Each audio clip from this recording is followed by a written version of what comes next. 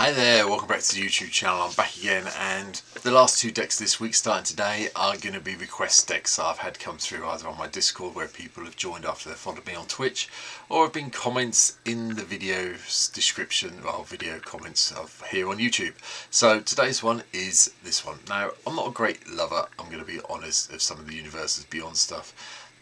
Possible exception the 40k stuff because I play 40k outside of Magic, but not massively keen on it, but however I was asked to look at Indoraptor, the perfect hybrid, and since it's a dinosaur mutant and it doesn't really look like a Jurassic Park creature to me, I was like, yeah, okay, we can do that one. So it's a bit old, it's been around for a while, so there are many different versions that are out there, but this is my take. So one red and a hybrid green or black, legendary dinosaur mutant, 3/1.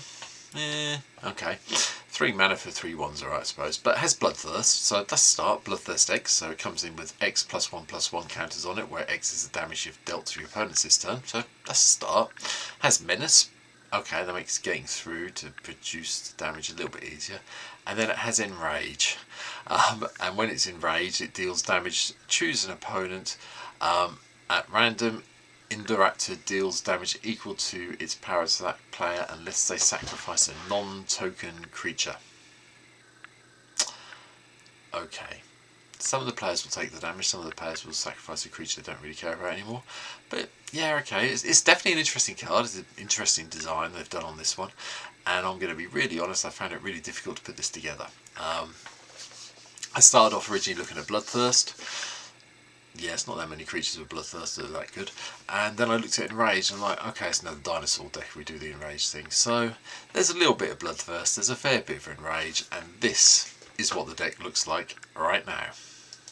Okay, starting at the beginning. Birds of Paradise, Helper's Ramp. Iridescent Vine Lasher is just, I quite like this one for the landfall ability. Whenever a land you control enters, this creature deals 1 damage to target opponent. If we can do the Offspring thing, it's a bit weird to have it in here because it doesn't have Enraged, doesn't have Bloodthirst, but I just like it, and it does do that few extra points of damage occasionally. Plus the fact we do want to trigger the Bloodthirst if we're playing Indoraptor, and this really does help. So hold on to this until you've got 3 mana, so you get an Offspring copy as well, and then drop a land, get a couple. Even if you do sort of like 1 damage twice to an opponent, that's 2 +1/+1 counters the Indoraptor comes in with, so it's not too bad. Marauding Raptor cuts the cost of our creature spells down by 1, and whenever another creature enters under your control, Marauding Raptor deals 2 damage to it. If it's a dinosaur dealt damage this way, this gets +2/+0 into the end turn, which works really nicely with our enraged creatures. Just hope that you've got enough damage already dealt, so if you have this in play and the Indoraptor comes down, you don't kill the Indoraptor instantly. Bear that in mind. Stormblood Berserker is one of the remaining Bloodthirst creatures because it can't be blocked except by 2 or more creatures, so I decided to keep it in here. Chandra, Fire of Kaladesh. Whenever you cast a red spell, untap it, but it taps to deal 1 damage to a player. Then if you've dealt 3 or more this turn, you get to flip it into the Roaring Flame, and then +1 to deal 2 damage to target my opponent. Then it means your bloodthirsty Indoraptor will come down with 5 +1/+1 counters, and we don't care about the Marauding Raptor at that stage. Thrilled Death Speaker is dealt damage, it deals 2 damage to target opponent. The Grizzleback is bloodthirsty, so it comes into play with the extra. Whenever opponent is dealt damage this turn, this creature comes into play with a +1/+1 counter on it, and then you can sack it to gain some life equal to its power, so 3 life maybe, kind of food type thing sitting there. Clothus, God of Destiny, bit of a no-brainer in this deck. Pre-combat mid phase, exile target card from a graveyard. Land gives you a red or green, otherwise you gain 2 and it deals 2 damage to each opponent.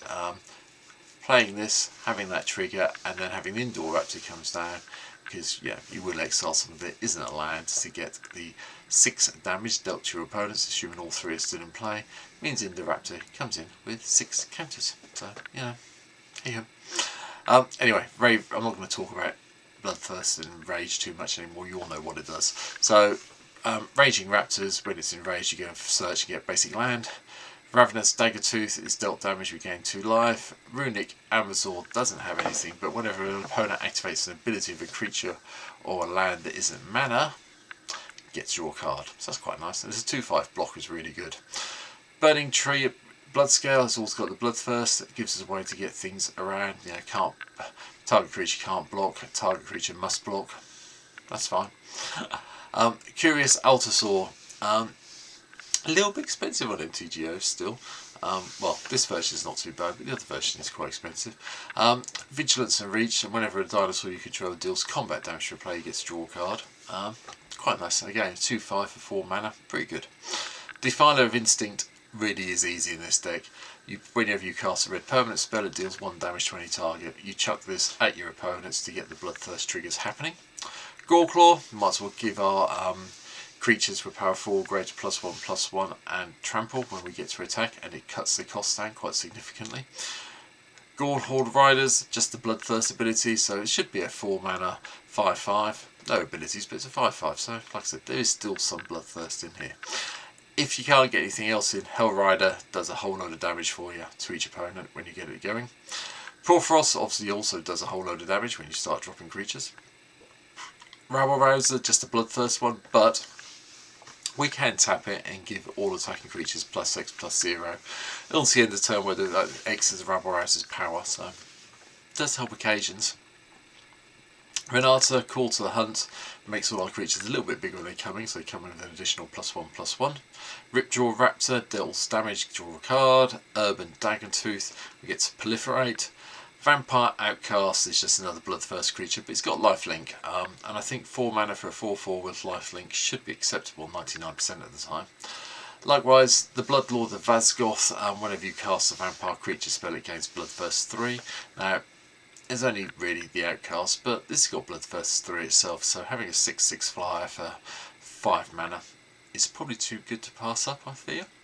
Snapping Snailback is dealt damage, you get put +1/+1 counter on it. That's quite nice. This gets bigger quickly, and it has got flash, so you can have a surprise blocker if you need it. Terror of the Peaks. Strange inclusion, I know. Doesn't have Bloodthirst, doesn't have Enrage, it's a dragon, it's not a dinosaur, la da da da da, but yeah, zapping your opponents with it is good fun. Likewise, the Hellkite's also in to give us a little bit of landfall damage when it comes in, especially if we drop a mountain. Earthshaker Dreadmore enters the battlefield, draw a card for each other dinosaur you control.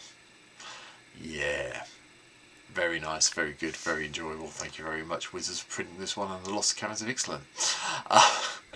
Skarg the Firebird comes in Bloodthirst 6/6 most of the time, and then we can return it to our hand. Activate this ability only if an opponent was dealt damage this turn.